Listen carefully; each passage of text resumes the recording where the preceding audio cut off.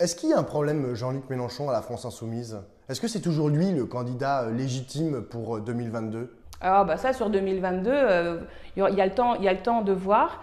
De toute façon, Mélenchon ou pas Mélenchon, si c'est la ligne qui a été, enfin type Autain et la ligne qui a été appliquée là aux européennes qui est appliquée, c'est même pas la peine d'y aller, hein, pardon, mais c'est pas la peine d'y aller.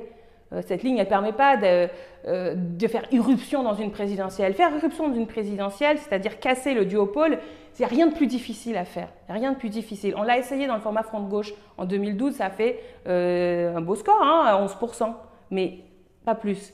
Pour le faire, il a fallu vraiment sortir de la configuration Front de gauche. Enfin, vous étiez que quatrième à la présidentielle. La France Insoumise n'était que quatrième. Ok, mais le score, on passe à 7 millions de voix. Donc, il y a une vraie avancée. C'est-à-dire qu'il y a des gens qui, avant, ne votaient pas pour nos idées, qui, maintenant, ont voté pour nos idées. Pardon, mais franchement, il ne faut pas chipoter, quoi. Passer de 11 à 20%, c'est une progression que personne parmi les acteurs de la vie politique à gauche ne peut mettre à son actif. Hein. Personne ne peut prétendre le faire. Emmanuel Macron, oui, mais et alors, et même Marine Le Pen, et même Fillon. Donc, on se passe… Emmanuel Macron, il est passé de 0 à président de la République. Oui, mais grâce à ça, grâce au fait qu'il venait de 0.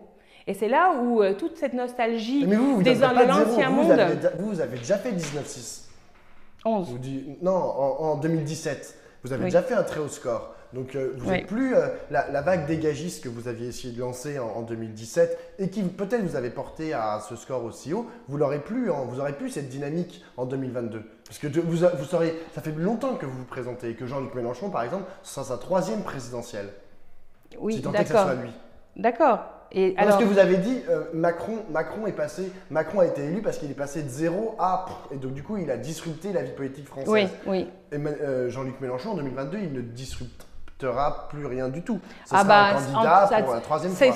Quel que soit le candidat, il faudra avoir un profil, comme tu dis, disruptif. De toute façon, même la France Insoumise de mai 2017, elle peut faire mieux. Elle peut faire mieux. Parce qu'entre-temps, il y a les gilets jaunes, parce qu'entre-temps… voilà, on doit faire mieux, on peut faire mieux. Mais en attendant, ce que je veux dire, c'est que tous ceux qui, comme Regard, Clémentine, etc., étaient déjà contre la ligne de 2017 et qui, du coup, arrivent là comme des vautours sur les 6% pour régler des comptes qui étaient antérieurs et en tordant la réalité, comme si, en plus, la ligne Aubry n'était pas semblable à ce que préconise précisément Clémentine Autain. Là, je dis attention, danger, ça ne nous aide pas beaucoup à réfléchir. Mais je veux bien quand même en parler parce que, de toute façon, je trouve ça moi, je n'aime pas le côté piqûre de ciment, surtout circuler, il n'y a rien à voir, tout va bien. C'est pas vrai ça, ça n'est pas vrai, ça n'est pas vrai. Donc, il faut respecter les gens, il faut respecter les électeurs, il faut respecter les citoyens. Il y a beaucoup de gens déçus. Moi, je le vois à Bagnolet, où la France Insoumise quand même résiste bien et confirme qu'elle est devant le PS et le PC. Néanmoins, il y a quand même plein de gens dans la rue qui étaient très déçus du score de la France Insoumise, très très déçus, et qui et que ça les angoisse. Bon, donc je trouve ça nécessaire de prendre acte de ça, de dire on va réfléchir, on va s'organiser, on va repérer les erreurs, chercher à les corriger et pas le côté ah bah non, surtout tout va bien, etc. En utilisant par ailleurs Clémentine qui a tellement tort que c'est facile de s'attaquer à elle parce qu'elle est exactement la boussole qui montre le sud. Bon, donc c'est trop facile, je voudrais pas que parce que Clémentine est à tort.